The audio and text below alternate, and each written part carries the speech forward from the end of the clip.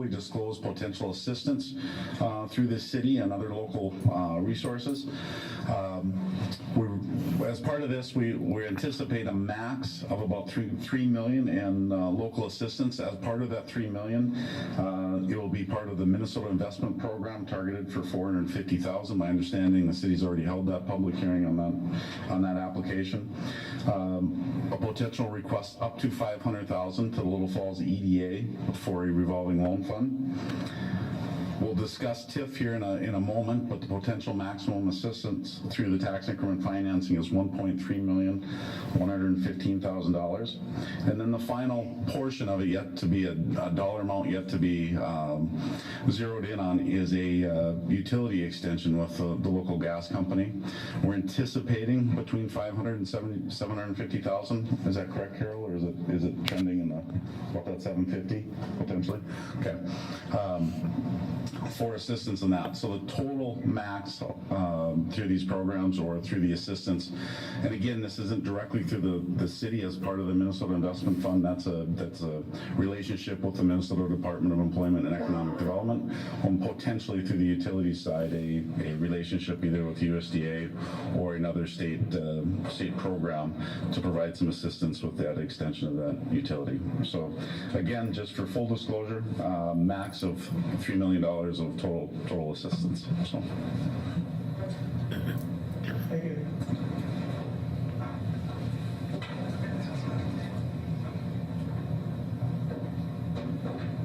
With that, we'll open up for public comment. If the public wishes to speak, I ask you to raise your hand and state your name and address for record.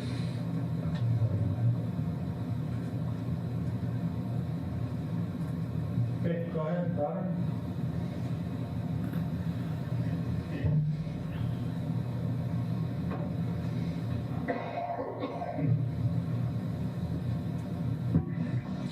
The voters spoke clearly. RobinHensel, 807 First Street Southeast.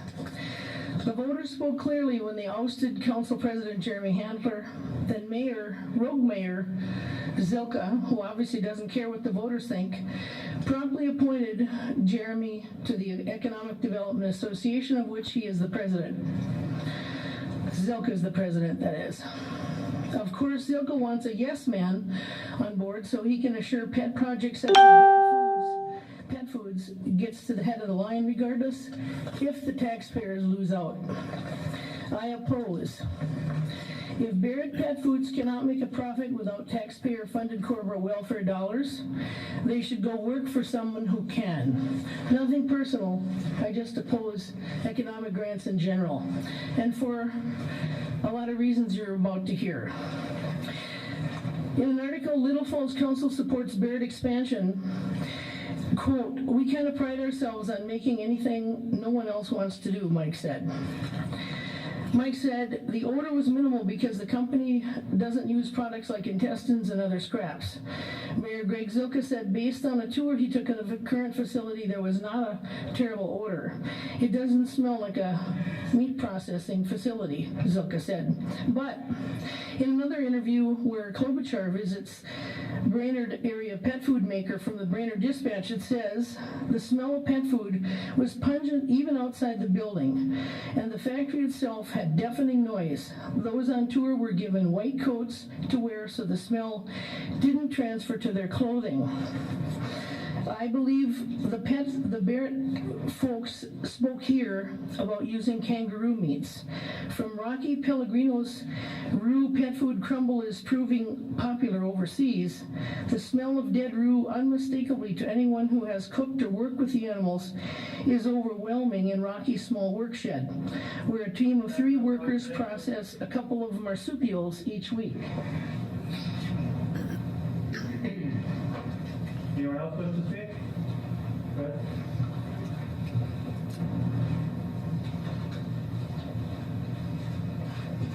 Good evening, Shannon Martinson, 15480 17th Avenue Northeast. As some of you probably remember, we built a new facility out in the same business park. And we also have an employee that drives past that plant every day, and he's never smelled anything. And I've talked to people and peers at various times that also said there's no smell. So from a fellow business member in the park, we're actually looking forward to these folks coming to town and creating more opportunity. So thank you. Thank you. Anyone else wish to speak? Go ahead.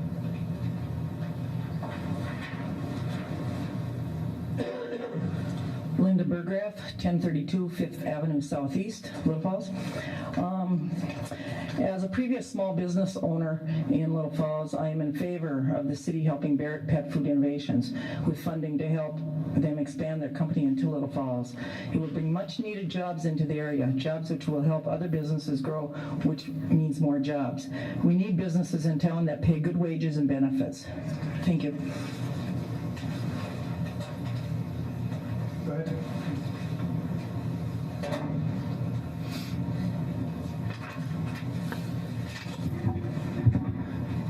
Jason Johnson, 15480 17th Avenue Northeast.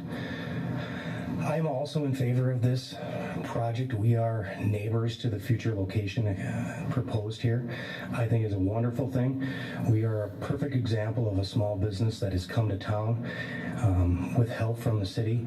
And I look at just the initial impact and the things that people that come to see our business spend in town, the money we spend in town, buy from other local people. We've bought vehicles, we've hired employees, we've hired people. It has all been positive. And what these people can bring to this community far outshadows what we do. And I think it's an amazing opportunity. And I look forward to them being my neighbor. Thank you. Anyone else wish to speak? Anyone else before we start round two? Go ahead, Robin.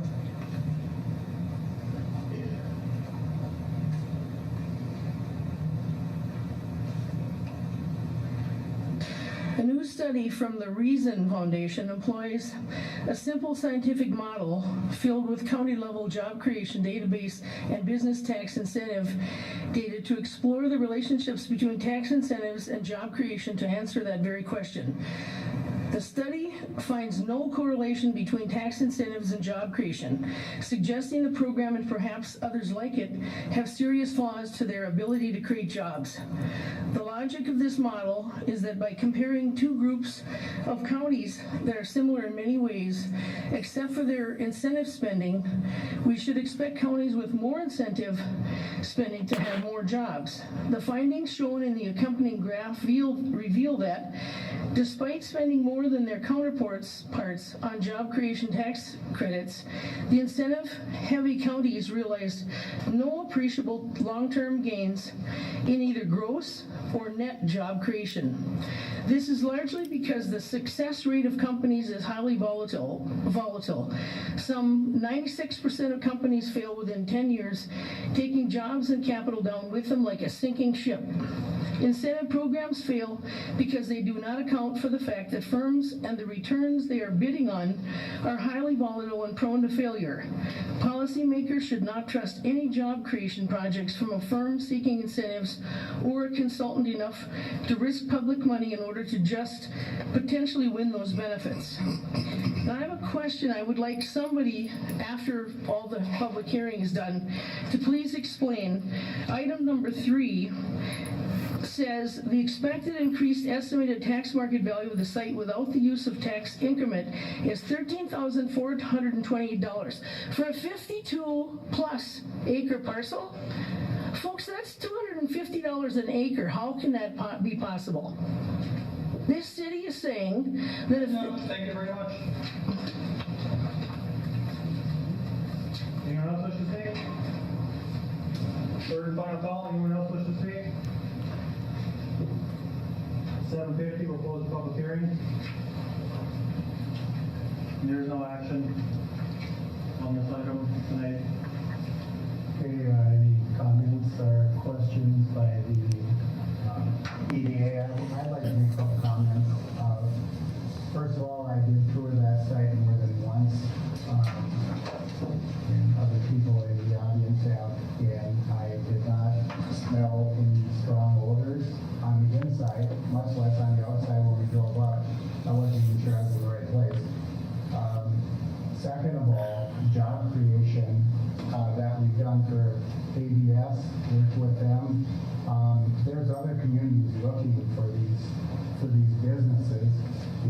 what we did with Wabash, how many jobs we created there. We worked with Airborne.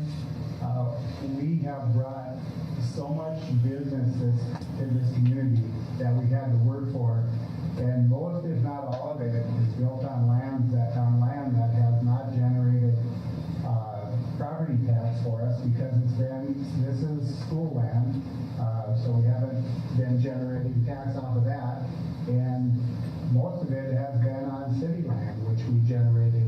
So why let it sit empty for another 10, 20 years and get nothing for it when we can do TIF or whatever we're doing for 10 years, and then after that we'll be drawing full property tax value. We're bringing in good businesses, and I don't like the term corporate welfare, because you tell those 100 people at Wabash that we shouldn't do this. You tell the 75 or whatever they have at Airborne, we shouldn't do this. You tell these people that are going to be coming here working for Barrett that we shouldn't do this. This is good jobs, good benefits, and great community, and that's how we get to do great. Anybody else have time? I'll echo that. I think this is, I've been in the EDA, I don't know how many years it is, and it's quite a few. This is the best deal I've seen in my whole term on the EDA. Carol's done a wonderful job on this. I don't see how we could turn this down. It would be crazy. It absolutely would be crazy. That's all I got. Anything else? Comments from the council? I agree, I support it. I think it's gonna be a boon for this town. And we need jobs, and we need new businesses. My understanding is that the 10 years of TIF, and correct me if I'm wrong on this, but the taxes, the property taxes that come to the city will be used to pay for that property. And then after that, what's the tax on a 10 mil, how many $1 million building is this, facility is this? 10. What are the property taxes on a $10 million facility? After 10 years, that's going to come to the city. If we don't do this, it's likely that this wonderful company that offers such great wages and such an excellent benefits package will go elsewhere. We need these jobs here in Little Falls. So we really do need to do this. I'm going to add that if Carol hadn't put this together, we probably wouldn't have gotten this company. It probably would have gone to Brainerd or someone else. This is a very competitive market for businesses like this. We have to fight tooth and nail to get these kinds of companies to come here. I don't think people understand the free market that's out there and how many possibilities there are for companies like this to go other places. So, yes, I think we have to do this, absolutely. Any other comments?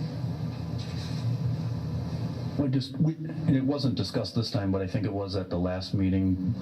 Your organization sponsors 100% the healthcare coverage for the employees, correct? Correct, yeah.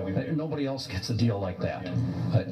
I don't. It's also a low deductible Medica insurance that is good at any hospitals or clinics, so it's certainly not the cheapest plan that we could choose for our employees.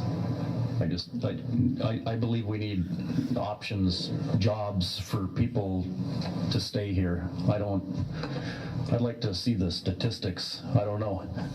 Maybe Mark Derby knows what percentage of our high school graduates we lose out of this community every single year. And I want people to stick around and raise their family. It's more than just looking the myopic view of that particular building. It also includes them buying homes, paying property taxes on nicer homes, and the water utilities. It's more than just this building.